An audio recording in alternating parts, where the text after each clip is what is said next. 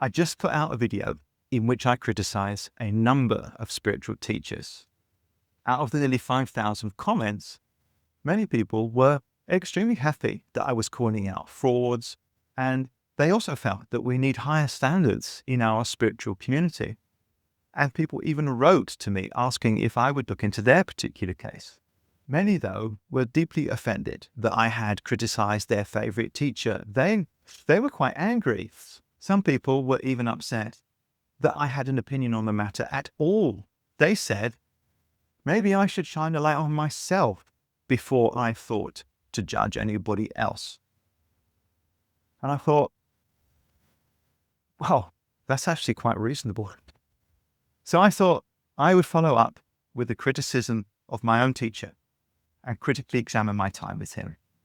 So I'm going to shine a light on his worldwide organization that I was part of for more than 10 years, and that many people said was clearly a cult. I'm going to present to you the facts as best I can, and I'm going to tell you this crazy story in the most neutral way possible, and I'm going to let you decide. My teacher was a man named Andrew Cohen. When I heard him speak, completely blew me out of the water and was more life-changing than any experience that I'd ever had, ever. I went into this crazy cosmic state. I never experienced anything like it since I was 16 years old and I took LSD. Yep, this was also my experience. Being with Andrew was truly remarkable. I've had very powerful transformative experiences with ayahuasca, mushrooms, LSD, even a crazy 14-hour San Pedro death journey with shamans in Peru. But being with Andrew back then, that blew the lid off everything. It brought me into a very expanded cosmic state. And from then on, I saw the world in a completely different way. Born in New York City to a secular Jewish family, Andrew Cohen had a profound spiritual awakening at the age of 16. In 1986, he met the Indian Advaita teacher H.W.L. Punja in India, an encounter he described as confirming his inherent freedom and enlightenment. He soon began teaching in the United Kingdom and initially in the Neo-Advaita tradition, and without really even trying, he gathered a community of students around him. Now, I met Andrew towards the end of the 90s, during a 10-day retreat in the south of France. Now, a lot of things happened during that retreat, but one thing which is indelibly etched upon my mind is when I had a chance to speak with him, because he challenged me profoundly. And honestly, it really shook me up. It turned my world upside down. And maybe I'll tell that story another time. But I recognized then that I'd met someone who could cut through all of the BS, because he was able to answer many of the questions that I was wrestling with at the time, like, who am I really? And can we become free in this lifetime? Is that even possible? The things he said shifted my perspective, and I left the retreat on a high with a whole new idea of what might be possible. I was living in the Netherlands at the time, and I just started what would be a long-term relationship with my then partner. She was also very spiritually minded, and as your typical new age hippie children, we'd met at a warm water rebirthing weekend. I began to engage with Andrew's teachings more seriously, often visiting the center they had in Amsterdam. And after a year or so, we moved to Amsterdam to be involved more with the community. We got on well with the people there. Many of them were our age. The place was very alive and vibrant. There was really something going on there. But was I unknowingly, at the time, being drawn into something bigger than me? Was this Hotel California, where you can check out any time, but you can never leave? One of the beautiful things in that community, which I'll say is that, which also was very attractive, is that the community was old people, young people, middle-aged people. There were people from all over the world. Let's see, it was mainly white people, but they were, were European, Dutch, English, Italians, Germans, many Europeans, some Australians, people from New Zealand, people from all over the world. I have even known people from all over the world. It soon became the case that most of my friends were from the United States. And I think part of what drew me was that it seemed that we had access to a kind of spiritual realization that was universal and uncrossed cultural boundaries, boundaries of age, language, background, that somehow we were possibly discovering the essence of mystical experience, the essence of non-dual or mystical spirituality that is not tied to any particular tradition or culture. And that seemed quite amazing. Both my partner and I attended more retreats with Andrew. She too was impacted in very positive ways. He not only had a way of making esoteric topics very concrete and tangible, but he was able to kind of draw you up into a very high state of consciousness and awareness where you could see things with incredible clarity. Now, at the time, on one hand, I was a very serious spiritual seeker. I took my meditation practice very seriously. I was very committed and dedicated to my search for truth. To be transparent, though, parts of my life were quite messy. I had often trouble getting and keeping jobs. I could get bored easily. I had a tendency to quit or get fired quite quickly. Paying the rent, putting food on the table, just basic survival stuff, sometimes was a challenge. And even though I had my head in the clouds trying to get enlightened, or maybe because I had my head in the clouds so much, I was a little disconnected from reality at times. Being part of a community, having responsibilities, then for me, even though I was often struggling to keep up, really was a good thing. So as time went on, we were more involved with the center. I became a web manager. Later, I became part of the management team for a while. We had quite a lot of things going on. Andrew published a magazine called What is Enlightenment, and we were translating the magazine into Dutch, putting it in the stores around the country. We organized retreats. We had weekly meditation evenings in the center of Amsterdam. Sometimes I was hosting those. My day looked kind of like this. Weekdays, I'd be on a 20-minute bike ride to the center, hour of meditation, and then if I cycled really fast, I could make it to my work on the other side of town. Weekends, they were dedicated to the center or to practice. So Saturdays would be a 2-hour meditation session and then a work afternoon. Sundays generally would be a day of meditation practice. We would take turns cooking on Sunday. So sometimes I was making a big pot of stew in the morning and then I'd take it over in a taxi for everybody. And really what I'm trying to say here is that much of these activities were wholesome. There was a lot of genuine love and care in the community. These were my brothers and sisters, and we really did take care of each other. It was very uplifting. At the same time, though, honestly, it was a real pressure cooker.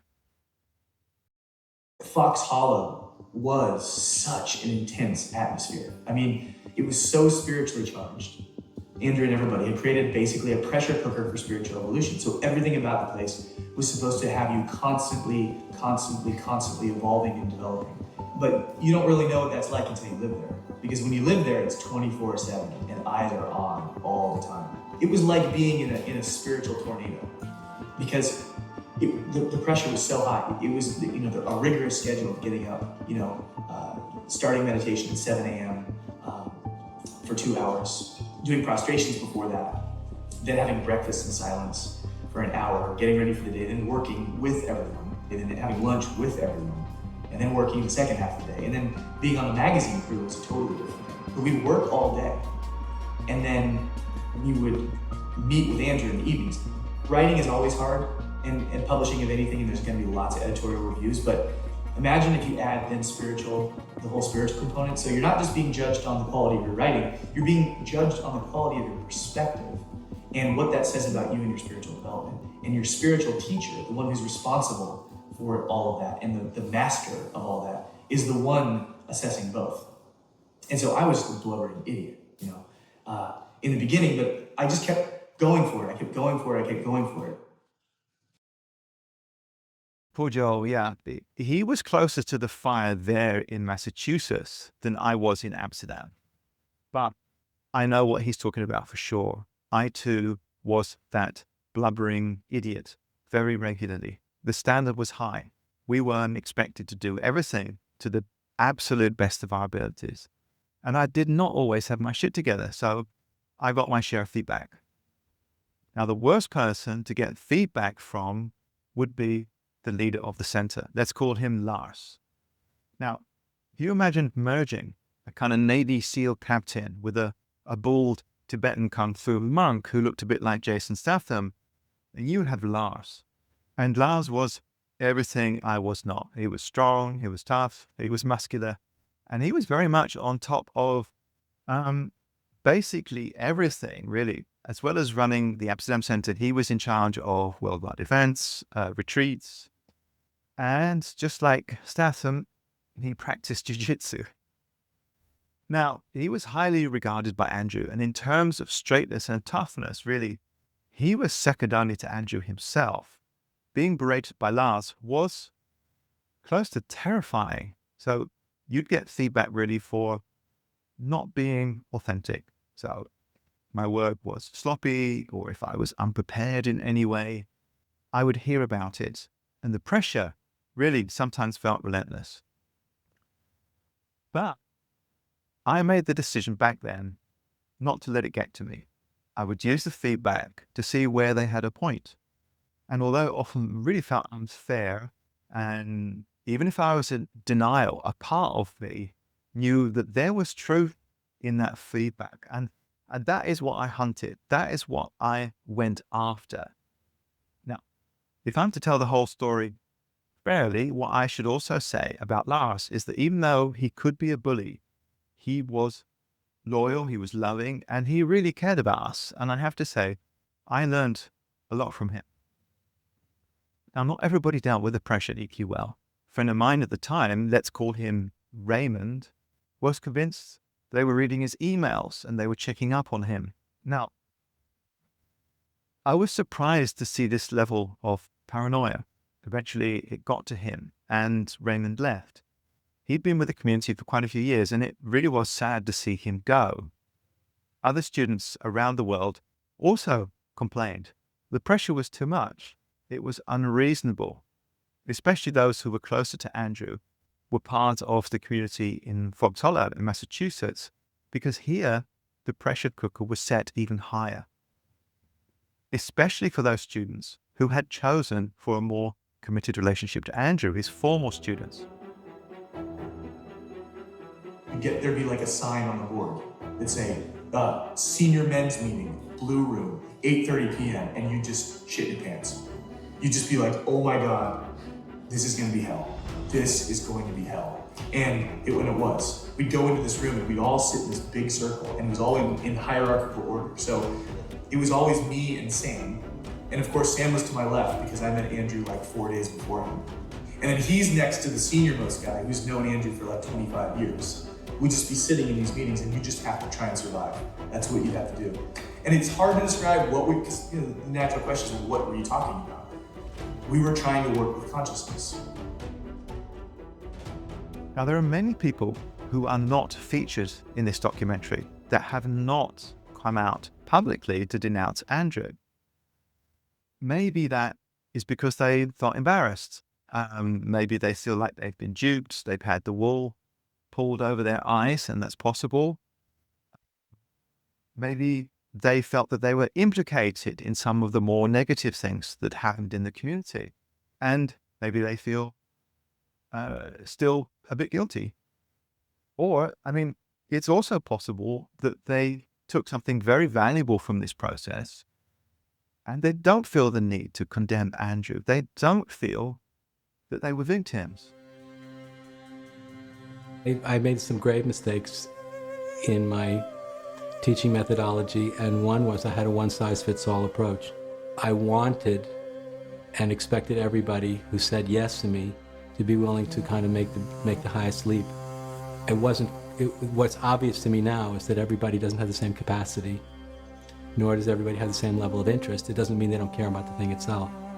And so this put way too much pressure on some people who weren't ready or prepared to meet it. And I think some people suffered terribly as a result, which I feel very badly about, because then that was really my fault. I should have handled that situation very differently, because really they came to me for guidance.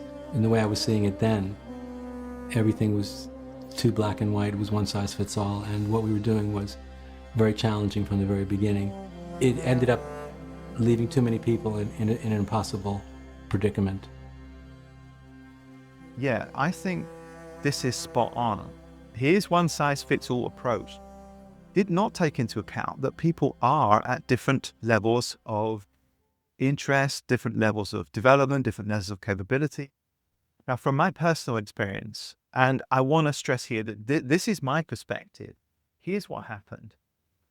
Andrew was very clear about what we were signing up for. I remember one time, it was a small meeting with Andrew when I and others asked to become students. And he said to us, he was very clear, you have to know what you're asking. You have to be sure that you want this. My friend Raymond, he was sitting right next to me at the time. And Andrew said to him, this is literally jumping into the mouth of a volcano. Is this what you want? I wanted something more. I wanted something high stakes. I chose this whole thing. That's why I can't really blame anyone else for it. I wanted to live a life that was real and where my actions mattered, and where my life mattered. And I'm a better person for it. I know I am. Would I want anyone else to do it? No, absolutely not. There was a lot of shit that went down. I knew what I was doing. I knew what I was asking for. I was volunteering to put my ego into a spiritual furnace. When I listen to people's stories, I do have to wonder to what extent they were also aware. How consciously had they chosen for this? And of course, I don't know. Many things that took place were not okay. And I'm not going to defend Andrew. This is not what this is about. Because in many ways, things that happened were clearly not okay. But at the same time, I know that I myself and many others benefited from all that happened. Now, many people report that they were badly hurt by Andrew. In the documentary, Andrew himself admits that he put too much pressure on people that could have a lasting effect. And too late now, he shows remorse. But what I got out of my almost 14-year experience is something that allowed me to transform myself entirely in the most positive ways you can imagine. Sometime after Enlightenment fell apart, I realized I had come away with many things that I never had before, that I was missing and I never possessed in the first place. The first thing really was a deep sense of self-confidence. And it was a self-confidence not based on my personality or my ego, but something much deeper. It was a fundamental trust in life itself. And I also saw that I'd come away with something, to me, very valuable. And I call that spiritual sovereignty. And what I mean by that, I think, is that I realize now, from that moment, that my spiritual development, my connection with God, Spirit, completely in my own hands. It's up to me. I can't put a price on either of these things. So would I go back and do it all again? Yeah, I would do it all again. Who I have now become is for sure worth the price that I paid. And I mean this in the most humble way. It feels like that my heart was blasted open by the process, and another way better man really was able to step forwards. But again, I want to state that many of the criticisms made against Andrew are completely valid, and I've put a link to the documentary that you saw clips of in the description. So go see for yourself. Now, I do want to say that the documentary feels a little one-sided. The background music is a bit creepy and spooky, and it only features people who were hurt in the process. But of course, their voices should be heard. The other side of this, though, is not portrayed, and I believe that that's wrong, because I got to spend time with people whose hearts were open. They were loving, genuine, and very inspiring, and it was quite something to be around there. Often, the way we were together was powerful and real, and sometimes incredible breakthroughs did happen. This went on for 3-4 months. Individuals carried it on for 8 months or something. That, in a sense, culminated with the big explosive event of July 30th, 2001, in which a men's meeting exploded, in the sense of just all the karma had been dropped, all the contraction had gone away, and only the sense of elation and upliftment was free to be expressed in the collective. And this was, in a sense, the beginning of the real project. There was this July 30th experience that everybody had where, depends on who you talk to, either they downloaded this, Aurobindo's Supermind, or they went into the state of collective enlightenment where they were kind of sharing one mind and one consciousness collectively amongst a group of, 30 to 60 people for months. This powerful experience of Supermind, collective consciousness, rippled out through the whole of the community, and it was something quite real and profound. And this is one of the reasons that we simply can't throw the baby out with the bathwater here. You can't just say, oh, Andrew was a failed guru, a narcissist, and completely disregard and dismiss that 27-year experiment. Being in that shared field myself multiple times, I understand that it's a state of collective higher being, which goes beyond any one individual, right? It's a diamond that deserves to be kind of pulled out from the rubble of everything and made available to anyone who's interested in higher states of coming together. Okay, 2013, toward the end, a number of students that were close to Andrew stood up to him. It was a rebellion. For years, he had forced us all to grow, to examine ourselves and exemplify something higher, to strive for authenticity. And many, especially those closest students, they really did that. So at some point, they wanted Andrew to make more space for them at the top, to be guiding alongside him. But he just couldn't allow it. And this was his ego, right? Even though we all thought he was without ego. Oh yeah, and here it was. He couldn't, for whatever reason, step aside. And I think this was a big mistake. It was a huge missed opportunity. It could have been transformative. It could have taken the community to a whole new level. But instead, it led to the dissolution and the collapse of Enlightenment. What many students afterwards were angry about was that, in the end, he hadn't done the work that he had pushed them to do. I lost absolutely everything, and it was in the most public way possible. So I was in a state of shock, and I was frozen and terrified and confused and quite lost and just in a state of survival. So my own teachings weren't available to me. That's very true. I was frozen in a state of shock. I lost my position as a teacher. I lost the respect of all my students. I lost my means of livelihood. I lost my reputation. I lost my, I lost absolutely everything. After the collapse of Enlightenment, I met with Andrew personally. I could see that he'd changed. His charisma was gone. I realized as I sat with him that I didn't hold any grudges, and I told him as much. But I also told him that he shouldn't take up teaching again. I wanted to be clear about that. Message received, he said. Now, when we said goodbye, he didn't offer to pay for the coffees we'd shared. So I picked up the bill, and I had to laugh because it just would never have occurred to him to do that. He'd been taken care of by everybody. Some things never changed. I never saw Andrew again after that. But he appeared to me in a dream. He had this guilty smile on his face. And I knew what that meant, because later I discovered that he had started teaching again, and he was holding a small retreat in Europe. I don't think it amounted to much. I think that he was holding on to old glory. Andrew Cohen passed away in March 2025 from a massive heart attack after a battle with Parkinson's.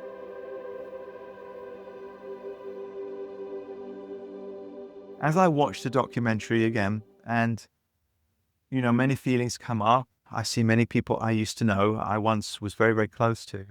We shared a lot. I remember how it was, and I realized that I still have a lot of love for many of them, even though I know that we're not going to see each other again. And I'm profoundly grateful for the times that we had. And I know that it's right that everything ended when it did. Now, here's where I'm curious to hear from you. I generally would like to know what you think. I still strongly feel that we need community. The real genuine spiritual paths on your own is hard. It's tough. I have seen myself that when you can walk this path with brothers and sisters, you can support each other. And much more is then possible with that support. So again, I don't want to just throw the baby out with the bathwater. Society and culture is about people who share similar values coming together to create something. So I really do want to get together with others, with peers, with like-minded people to figure out the best way to do this with those who want to put spirit first. Now, this is my take, and I'd love to know what your thoughts are about this. Is this something that is possible, right? Is this possible? Or is every spiritual group that works together destined to become a cult? I mean, I hope not. It would be sad. Okay, I'm going to brace for all of the negative comments that I know are going to come my way, but bring them on. Thank you for watching. If you want, like, subscribe, and if, like me, you believe that we need a higher form of community for whatever is coming next, come and join us in our small and humble online space. The link's in the description. Bring your ideas, bring your thoughts. It would be very cool to meet you.